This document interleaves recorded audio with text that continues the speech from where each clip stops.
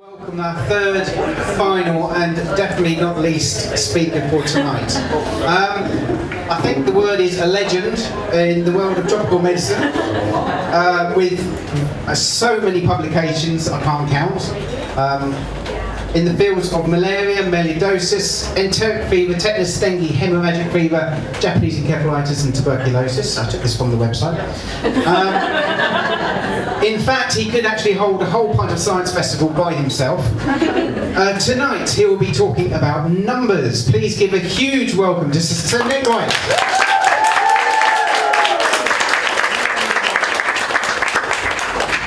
Thank you very much. Is it working? No. Can you hear it? Oh, yeah. Oh, it's definitely working. Focus! Right. Okay, well, I'm guessing most of you are numerate and can count. And counting, my interest, as you heard, is in, I'm a doctor and I study tropical medicine, and I'm particularly interested in infectious diseases, nasty infectious diseases, and how we can treat them and how they become resistant to the treatments that we have. And for that you need to make some predictions and you need to know how many of them there are. So that's the subject of the discussion, but I thought I'd just warm you up a little bit with just some early methods of counting. Most of you are familiar with this method. If not, I can give you a little explanation afterwards. This is the earliest Sumerian tablets, which are thought to be counting assistants, and these are the numbers along here. This was a very great discovery. Tom Pito, who was there obviously at this time, tells me that this is not the first mention of the zero, but zero was very, very important and wasn't in the earliest counting systems. But without zero, we wouldn't have any financial mathematics. That's probably would have been a good thing, but there's no calculus, no algebra, no ability to do calculations quickly, and no computers, which means no Facebook. So, this is one of the earliest counting machines, which you're also probably familiar with, the Abacus, and people used to be very, very adept with this and very quick in their ability to calculate. Not so now, because you just take out your mobile phone. Now, the problem in the early days was what to do with big numbers. And one of the first or most inventive people, somebody who would become even more famous in the subsequent years, was a man called John Napier, who was born in 1550 in England, and he developed a number of systems. This is Napier's bones. This isn't a reference to the previous talk or to his skeleton. This was a system of multiplication which allowed you to do big number calculations. And then there was a thing called prostapheresis, which sounds a bit like a hip replacement, and this involved trigonometry. This is your favourite subject, I know, I can see at the back, you're particularly interested in this. And this was a way of doing very quick multiplication with large numbers, but very quickly after that, John Napier introduced this system, which you're all familiar with, called logarithms, which is basically allowed you to add because you were adding things to the power.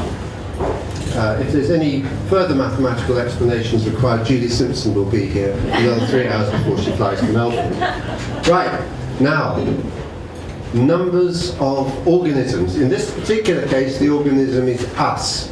And there's a very interesting website called the Worldometer, which I went on today, and sometime this afternoon, there were 7.5 billion human beings. But if you go on this website, it's continually calculating as you're going along. So there were an estimated 12 million births this year. There were a 250,000 births today.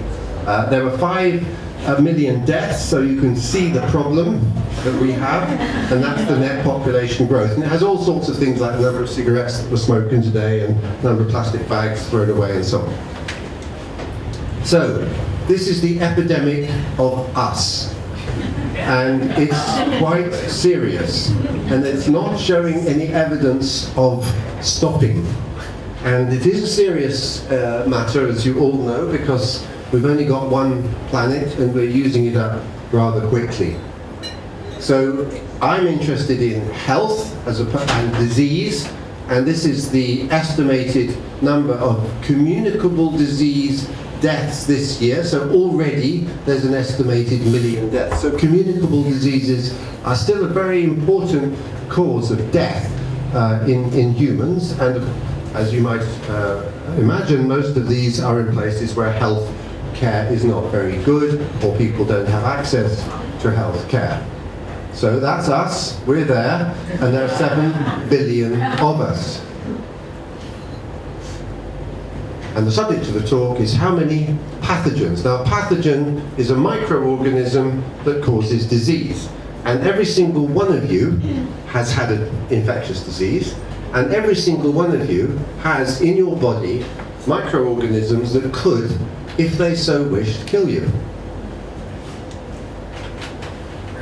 So how can you count them? Well, the first person to really do this, I think, systematically, was this gentleman, Robert Koch. Anybody in the medical lot know what he's famous for? Yes, he's the man who discovered tuberculosis. Much more important, of course, was his work on malaria, which I'm interested in, but he's known best for tuberculosis. And he invented systems for counting, and he was particularly interested in water quality. And he basically, what he did was he would put water on agar plates and count how many little colonies. Each one of these colonies is a growth of bacteria, and work out how many bacteria there were in a certain volume of water. And that's still the system that we use today to assess the water that you drink and I drink. But how many organisms would there be in your body if you had an illness? So this is Robert Koch's disease, tuberculosis. And this is a lung. We don't usually take the whole lung out, so this wasn't a very successfully treated patient. And you can see it doesn't look very good. The white bit is bad, the black bit is good, and this is full of what is called caseating granulomas. Caseating means cheese, and we don't really know how many bugs there are, but it would be around 10 to the 8th to 10 to the 10 bugs per lung, like that. So if you do some very simple calculations, and I'll move through the slides quickly so you can't check my calculations, there would be about 9.6 million people ill with TB, 6 million new cases, blah, blah, blah, blah, blah, and we end up with a number of about 10 to the 17, which is a very interesting number. Now, have anybody read Hitchhiker's Guide to the Galaxy? Yeah, so the number is 42 there, isn't it? That's the most important number in the world. Well, in terms of pathogens, the most important number you have to remember is 10 to the 17, because there are quite a lot of diseases that come in with a total world count of 10 to the 17. Now this is the disease I've spent my life studying, malaria. These little things, they look rather pretty, but they're not very nice if you have them. They look like little signet rings or stereo headphones. They are the malaria parasites inside the red blood cells. And you can count them easily, as you can see there. And if you do some simple calculations, you can work out that there are probably about 10 to the 17 parasites in the world today. And that means that as this parasite lives for 48 hours, that means in 2 days' time there'll be another 10 to the 17, which means in a year there'll be about 10 to the 20.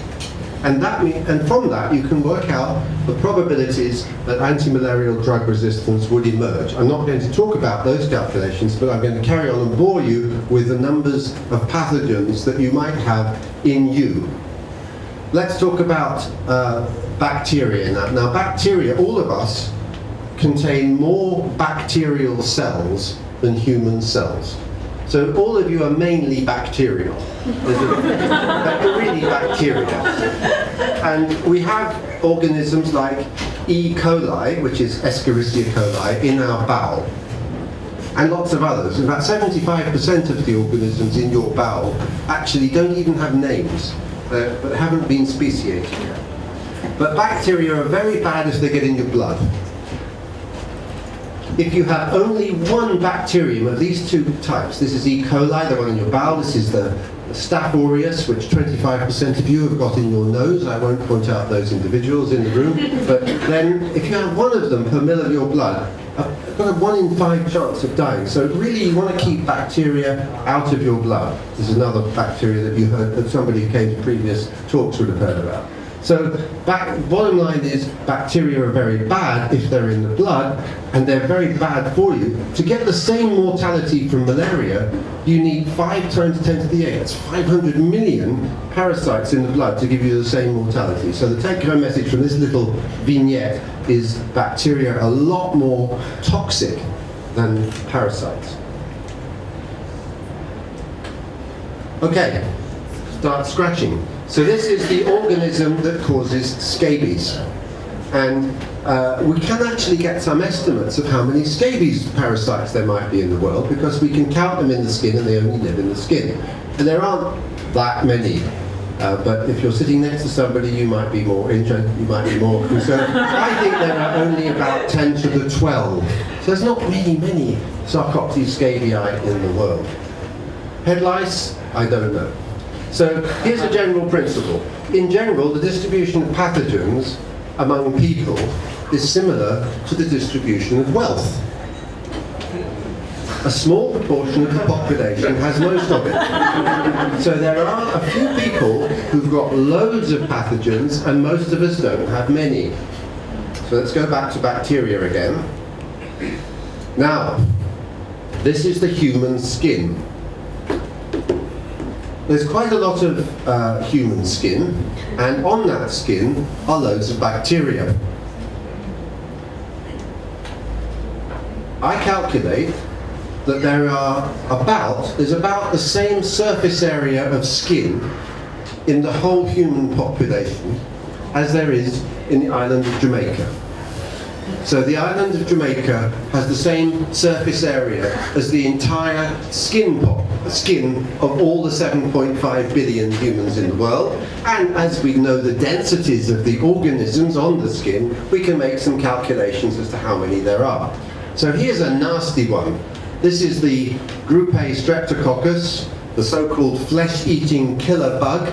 That one, which can cause nasty infections, only lives on your skin, and there are probably only about 10 to the 14 of those in the whole world. Here is Staph aureus again, goes into the sweaty, interesting parts of your body, and I would say again, this magic number, the only number you need to remember from today's talk, is about 10 to the 17 in the world, or 10 to the 60. Now, Staph aureus is interesting because it's not just in us, it's in all sorts of, it's in animals as well.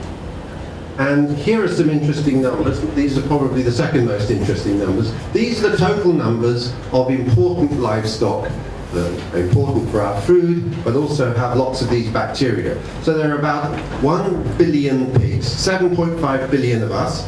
There are 1.4 billion cattle in the world. There are 1 billion sheep. And there are 19 billion chickens.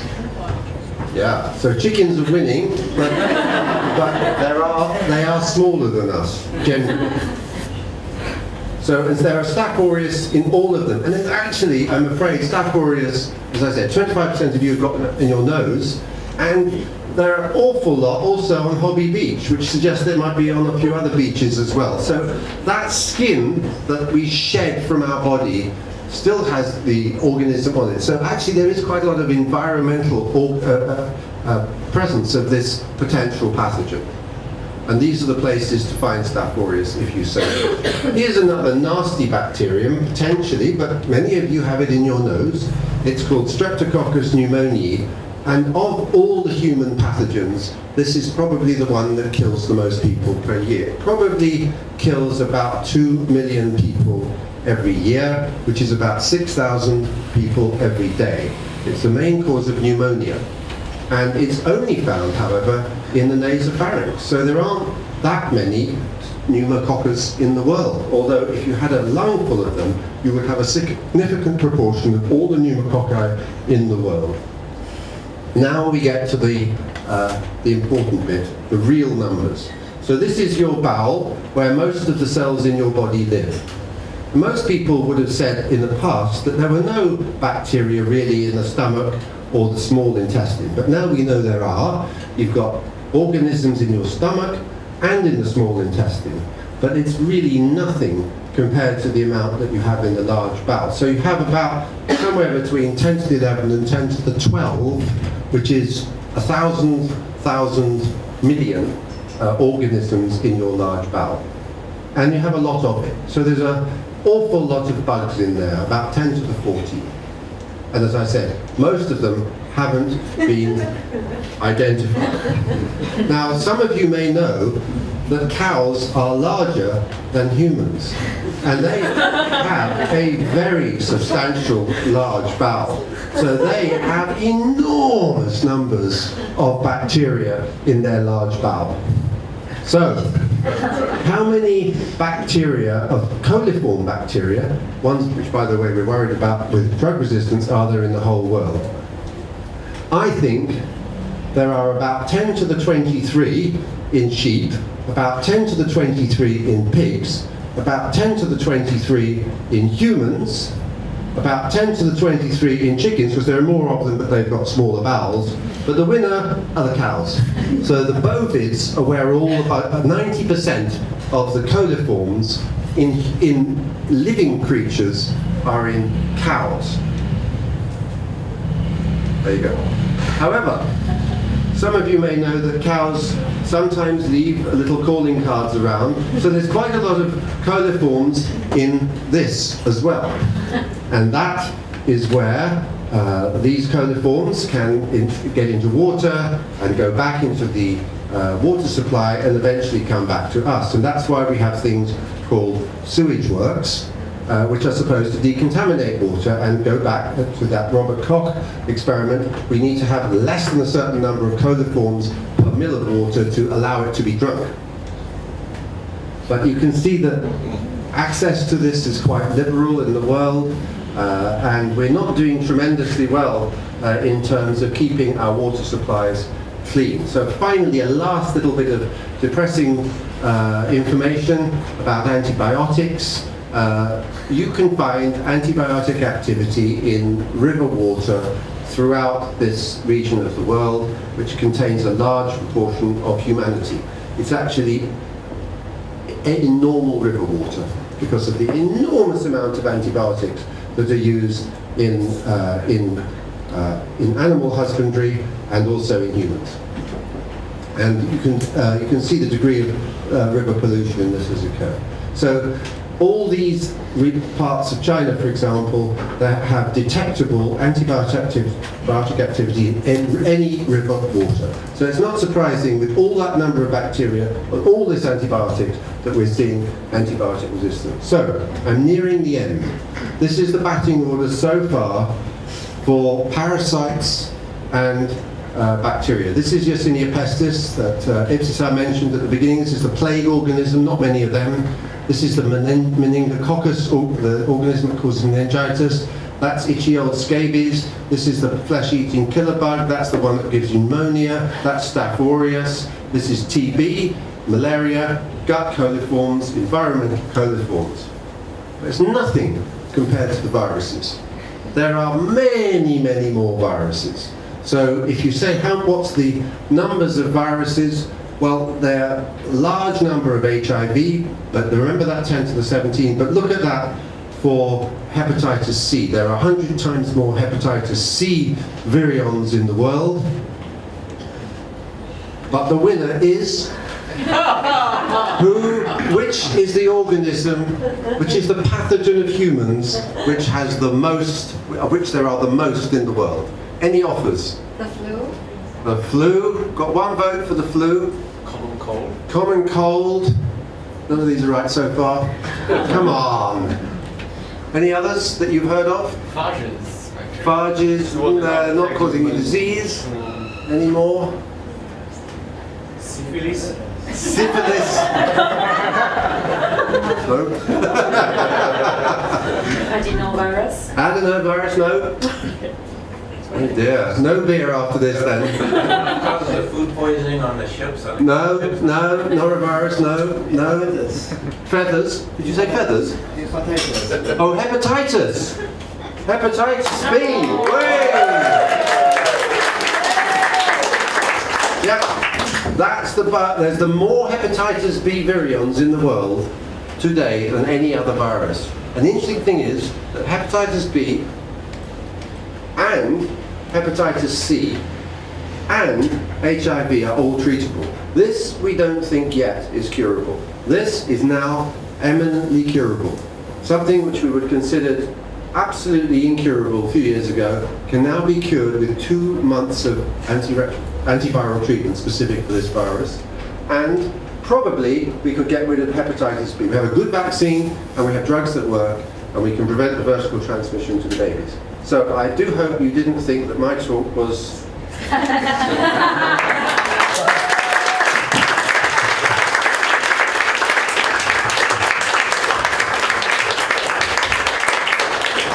Thank you very much for an amazing talk. Any questions? Not one? Not one checking the math? Can I make a suggestion? Yes.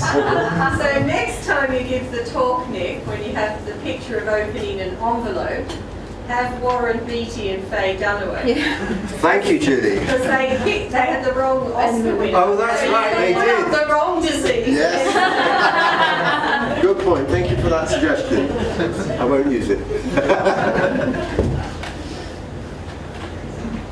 So I actually have a question. Why do those numbers keep coming back? 10 to the 23, 10 to the 17? Mystical. Mystic significance. Well, 10 to the 23 is also related Yeah, to yeah. Avogadro's number. Yes, Yeah, well- yes. Perhaps you could formulate a unifying hypothesis for everything. Yes. Theory of everything, Mel. No, it's not going to happen. But I think the important practical. So, I mean, the reason I'm interested in this is that if you know mutation frequencies and exposures to a drug, you can make some predictions as to the likelihood of resistance emerging. So that's what this is about, really. And we're very, as you know, I'm sure you've heard all over the news and probably at talks here, we're very worried about resistance to the drugs that we have to treat infections. Many people in this room wouldn't be here if we didn't have antibiotics. And we've had 50 or 60 years of really wonderful access to drugs that save us from diseases that would have killed us in the past. And we're losing them. We're not being able to invent new antibiotics, anti-malarials, anti-tuberculosis drugs as quick as resistance is occurring. So there's a very great concern in the medical and health professions about how to save these very, very valuable drugs. And it's probably, as you all know, if you wanted to get antibiotics here in Thailand, you can readily go and buy them. That will probably change. Nearly all or much of the meat that you eat has had antibiotics in it, and Direk, who's a former speaker who is very interested in trying to make this information publicly available. The problem is that if you add antibiotics to foodstuffs or in livestock, then they grow better. So you have this trade-off between improved growth and use of drugs which are selecting for resistance. So it's a very difficult problem, but it's quite likely that the next 20 or 30 years might not be as good as the past 20 or 30 years in terms of our ability to treat these important infections. So that's a slightly serious element to this. Well, thank you. One last round of applause. Oh, sorry. Was that a question? Yeah. Okay. Was that Question? Go ahead. Go ahead.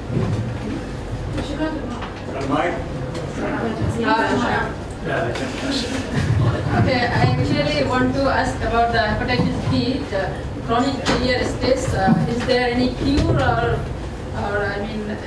what is the latest guideline for treating the chronic clear stage of hepatitis B? Yes, so hepatitis B, about 10% of people in Asia will probably have this virus in their blood.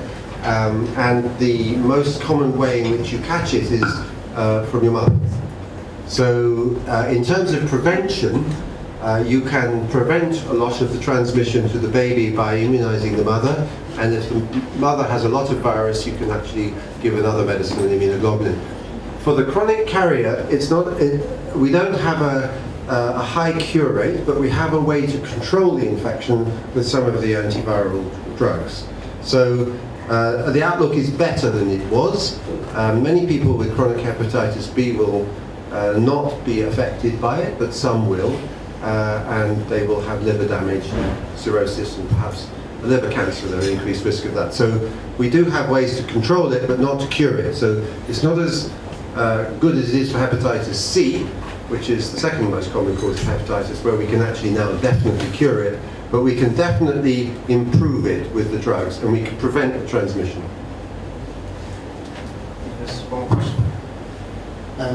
Do we know the total number of resistant malaria parasites compared to the non-resistant parasites so that we're worried about? Yeah, so that's what our group in Moru are working a lot on. And so the really nasty resistant parasites, malaria, tend to come from this part of the world, particularly the Thailand-Cambodia border. And there are very, very few of them at the moment, but they're common in here, but the number of parasites in the world, most of them are in Africa. So it's a very small proportion, but resistance starts always like that. Very small, very small, very small, and then suddenly boom.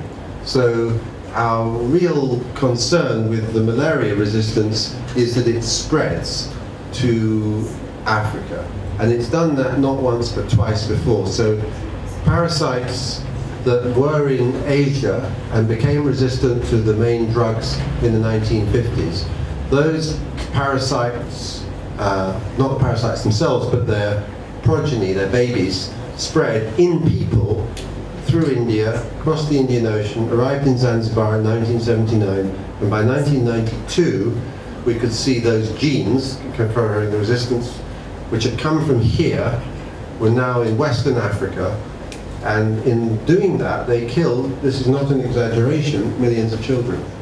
So that happened for chloroquine resistance, and then it happened again for the next drug. Came from here, went there. So we're very concerned that it would happen a third time, because it's now knocking on the door of India, so it's a bit worrying.